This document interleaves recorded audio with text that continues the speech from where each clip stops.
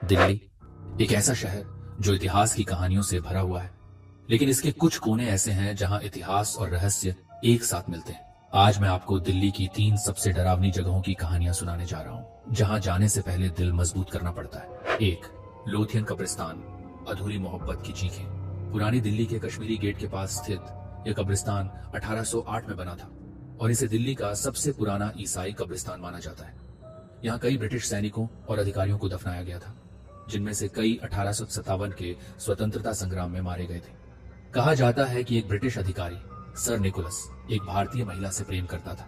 जब उसका प्रेम अस्वीकार हो गया तो उसने आत्महत्या कर ली। स्थानीय लोगों का मानना है कि उसकी आत्मा अब भी कब्रिस्तान में भटकती है और कई लोगों ने एक सिर विहीन आत्मा को यहाँ घूमते देखा है। 2.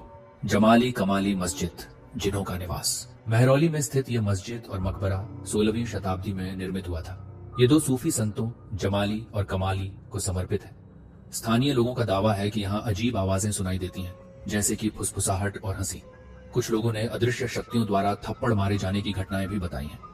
कहा जाता है कि यह स्थान जिन्हों का निवास है और गुरुवार की रातों में यहाँ विशेष गतिविधियां होती हैं। 3. मलछा महल, शाही परिवार की आत्माएं। दिल्ली के रिज क्षेत्र में स्थित यह महल तुगलक वंश के समय का एक शिकारगाह था।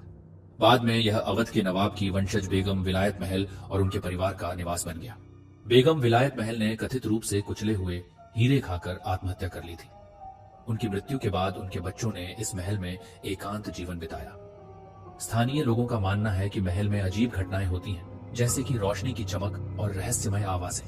हालांकि यह स्थान अब आम जनता के लिए बंद है। दोस्तों, अगर वीडियो पसंद